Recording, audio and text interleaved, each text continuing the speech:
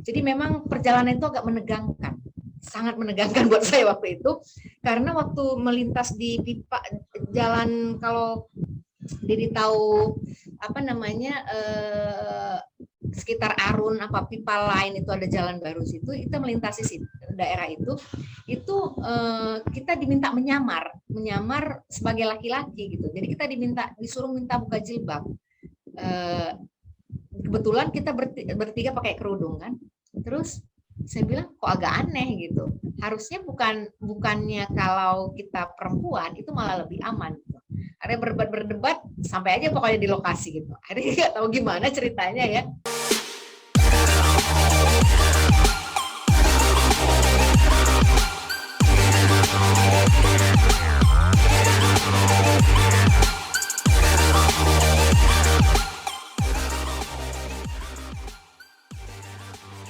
Kalau mendekati apa namanya ya 4 Desember itu Kak, apakah gimana Kak pastikan dari pihak tentara Kak pasti udah wanti-wanti nih buat apa pakai biar si wartawannya nggak meliput. Bagaimana sih orang Kak? Apakah pergi duluan atau gimana? Ya jadi memang Den ada yang range-nya tuh, ada penghubungnya. Jadi akan dibilang, Milad Gam yang besar nih di sini nih, siapa yang mau ikut? Nah, itu didata data itu dikirim ke Gam. Gitu. Jadi nanti Gam, oke, oh ini sih boleh gitu. Oke, nanti dia misalnya percaya pada satu orang, siapa gitu ya mau mewakili kami. Nah nanti itu dia yang akan menjadi kontak ke sana untuk memastikan misalnya titik temu kita di mana, siapa aja yang datang, berapa orang. Nanti itu kita akan dimintain KTP, kartu pers, segala macam, fotokopinya ya maksud saya. Itu untuk mereka memastikan bahwa kita memang media yang terpercaya, media yang enggak berpihak pada TNI melulu gitu, tapi juga dianggap media yang netral lah ya, yang enggak pro NKRI. Nah, ya. Tapi di sementara itu tuh kan si tentara ini kan tentara Brimob tuh kan udah wanti-wanti kan udah, dan itu biasanya dari tanggal 1 tuh udah rajin sweeping tuh tentara di lintas timur karena dipastikan 100% Milad Gam besar itu akan terjadi di pantai timur gitu ya. Jadi memang lintas timur itu sweeping bisa 500 meter sekali tuh kita sweeping. Berhenti sweeping, dan sebetulnya nih ya, kalau hari ini diingat-ingat gitu, tentara sebenarnya tahu misalnya ini pada mau kemana nih semua wartawan nih gitu kan semua mobil nih, misalnya kita 4 orang gitu dalam mobil, mau kemana nih, liputan Pak gitu, mana Loksmawi, Milad Gam ya, enggak Pak gitu kan, alah kalian ini gitu kan. Iya Pak, ini kan situasi lagi gini, cuma mau lihat situasi aja nih Pak, gimana menjelang 4 Desember, alah tahu saya gitu kan. Jadi gimana Pak, boleh jalan nggak? Ya udah, lanjut saja. Jadi sebetulnya ada juga semacam pembiaran gitu ya. Dan kalau menurut teori apa ya? Teori konspirasi hantu belau gitu ya. Memang konflik ini dipiara gitu. Yang hari ini harusnya menjadi kesadaran kita semua gitu. Konflik ini dipiara ya. Karena banyak pihak yang bermain, banyak pihak yang beruntung gitu ya, secara ekonomi, secara bisnis gitu. Jadi memang ya dibiarkan. Karena kalau benar-benar bahwa konflik ini harus dihentikan, kami nggak akan lolos. Bayangkan dari Banda Aceh misalnya sampai ke Biren itu mungkin ada 20 lebih kali kami di sweeping gitu. Itu kan, dan itu kan menjelang 1, tanggal 2, dan kayak kami karena kejadian tanggal 3 kami berangkatnya tanggal 2 gitu. Nah, kalau kejadian tanggal 4 gitu kita berangkat tanggal 3 gitu ya. Nah, itu kan artinya harusnya tentara udah tahu nih wartawan rame-rame rombongan gitu. Dan karena supaya kita aman itu biasanya di mobil-mobil yang kita rental itu di depannya kita akan buat media gitu. Jadi berharap misalnya nggak ditembakin kan gitu, bahwa itu karena kan memang waktu itu kan kalau mobil-mobil kayak Kijang kapsul gitu ya, atau kayak TAF gitu terus kacanya agak hitam sedikit itu kan banyak ditengarai sebagai mobil-mobil Intel ya, dan rawan untuk diberondong gitu. Jadi kita selalu tempel depan belakang itu media gitu, Terus kalau misalnya karena GAM suka dengan media asing tuh, kalau yang media asing akan buat media asing gitu. Nah, kalau dengan banyaknya frekuensi ya, artinya kan banyak tuh mobil media yang melintas di pantai timur, di lintas timur, kan harusnya itu menjadi kecurigaan dan harusnya kan kita balik gitu, nggak boleh kayak kejadian Sirarakan misalnya, kan disuruh balik gitu. Orang-orang yang mau mobilisasi ke Banda Aceh, tapi itu kan nggak terjadi, kami dibiarkan lewat. Artinya apa ya, kami dibiarkan meliput. Artinya apa, dibiarkan terjadi memang itu. Gitu deh. Ada satu peristiwa lagi saya mau konfirmasi sama kakak, yaitu peristiwa berjumpa Muzakir Manaf pertama kali. Antara kalau nggak salah saya mendengar bahwa itu ada 10 wartawan yang diundang atau yang meliput pertama kali munculnya sosok Muzakir Manaf. Salah satunya adalah kakak. Apa betul? Dan bagaimana ceritanya? Nah, jadi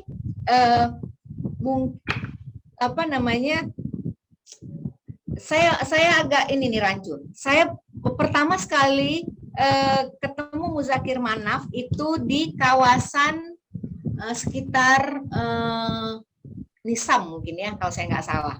Nah, waktu itu kami berempat, Den. Jadi ada satu wartawan laki-laki, kemudian kami 3 perempuan. Kami naik mobil TAF ya dari Banda Aceh. Saya nggak tahu apakah itu yang dimaksud peristiwa itu ya, tapi memang itu adalah kali pertama saya ketemu Muzakir Manaf. Jadi dari Banda Aceh memang saya disampaikan oleh teman saya yang jurnalis ini, yang laki-laki yang mengajak saya ke sana. Kita akan ketemu salah satu petinggi GAM yang selama ini belum pernah muncul. Saya bertanya-tanya siapa, saya bilang, karena dia orang Aceh dan dia dekat dengan petinggi-petinggi GAM itu. Dia bilang, saya nggak bisa bilang sekarang. Saya hanya akan bilang begitu di lokasi. Jadi memang perjalanan itu agak menegangkan, sangat menegangkan buat saya waktu itu, karena waktu melintas di pipa jalan, kalau Didi tahu sekitar Arun pipa lain itu ada jalan baru situ, kita melintasi daerah itu kita diminta menyamar sebagai laki-laki gitu. Jadi kita disuruh minta buka jilbab. Kebetulan kita bertiga pakai kerudung kan. Terus saya bilang kok agak aneh gitu. Harusnya bukannya kalau kita perempuan itu malah lebih aman gitu. Akhirnya berdebat sampai aja pokoknya di lokasi gitu. Akhirnya nggak tahu gimana ceritanya ya. Saya juga sering aja gitu, tiba-tiba udah sampai aja di lokasi, antara berdebat nih di mobil, oh nggak bisa nih, dulu gitu, udah sampai aja. Nah, sampai kemudian kalau nggak salah dalam ingatan saya, mungkin ada sekitar 20-an kali ya, 20-an anggota GAM gitu ya, GAM dengan senjata lengkap itu menyambut kami. Kemudian pertama kali itu yang datang ke kami itu Sofyan Daud, dia menyambut kami gitu. Saya pikir Sofyan Daud nih gitu ya, karena saya nggak melihat yang lain nih yang saya kenal yang cukup populer gitu ya. Oh Sofyan Daud yang dia maksud. Oh kalau Sofyan Daud mas saya sering gitu kan, saya sering bicara di telepon kan, gaya. Tapi kemudian kami duduk kayak di sebuah balai-balai gitu ya. Nah, ayo silahkan gitu. Di balai-balai itu sudah ada Muzakir Manaf. Gitu. Kemudian, Sofyan Daud memperkenalkannya. Disitulah kali pertama saya ketemu Muzakir Manaf. Tapi sayangnya, kemudian disebutkan ya, ini waktu itu belum dibilang Panglima, jadi masih salah satu petinggi GAM. Diperkenalkan lah. Jadi kayak mungkin semacam di branding gitu ya, memperkenalkan. Dan kebetulan memang kami waktu itu berempat itu bekerja untuk media asing. Jadi saya waktu itu menjadi jurnalis untuk saya fotografer untuk kantor berita Reuters. Jadi satu lagi untuk kantor dua lagi untuk kantor berita Amerika. Jadi mungkin karena kami media asing, mereka welcome dan mereka merasa mereka mendapat saluran yang tepat untuk mempublikasikan dirinya. Nah, tapi sayangnya waktu itu memang saya tidak mendapati sosok yang sesuai harapan saya ya, artinya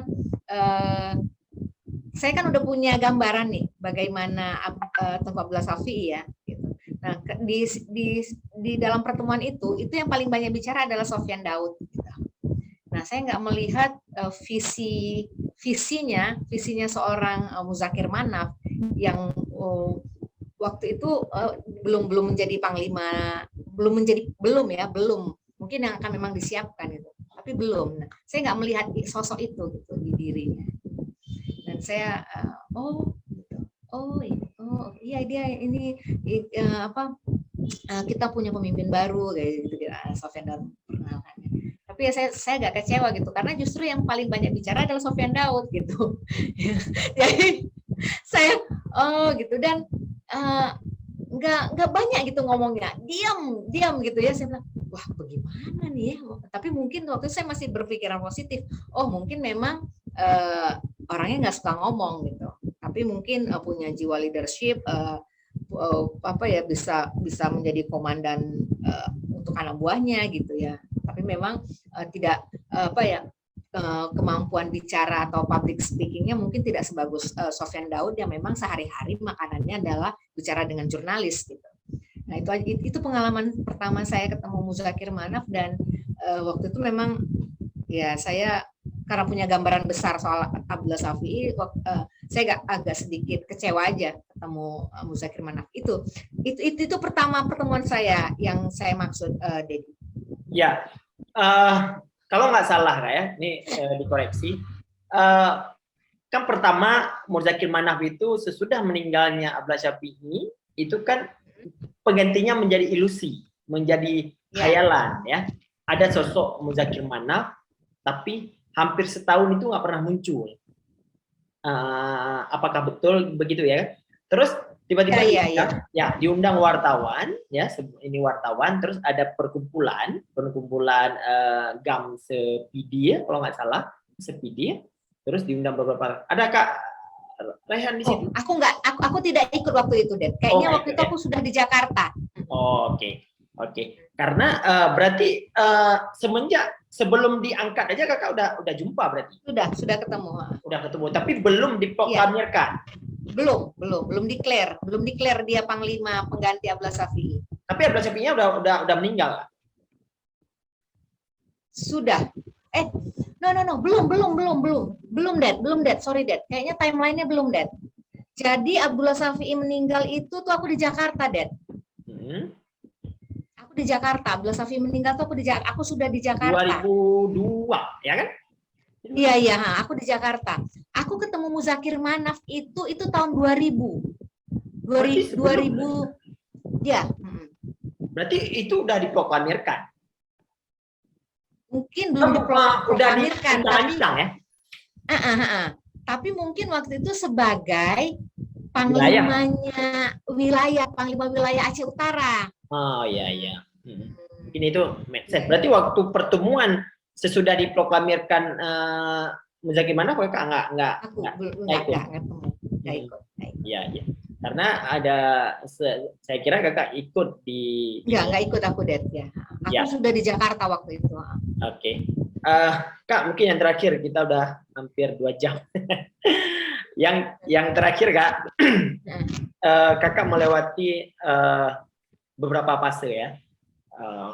Fase konflik, terus darurat militer, Jeddah, Doha, entah apalah namanya, terus tsunami, terus damai. Apa yang bisa Kakak petik di perdamaian yang penuh rintangan ini Kak, untuk mendapat damai ini? Ya, harapan kita kan perdamaian ini nggak semu ya, Det ya. Artinya memang semua pihak punya goodwill ya, punya niat baik untuk mewujudkan perdamaian yang memang dicita-citakan ya. Karena peperangan itu nggak ada untungnya gitu. Hanya menyisakan luka, rasa sakit, kehilangan ya. Jadi memang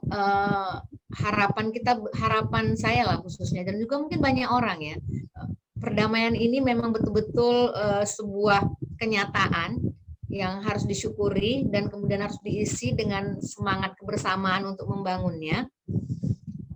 membangun sebuah jiwa-jiwa yang kuat ya untuk kemudian mengejawantahkannya ke dalam berbagai bentuk sesuai kemampuan, sesuai keahlian, sesuai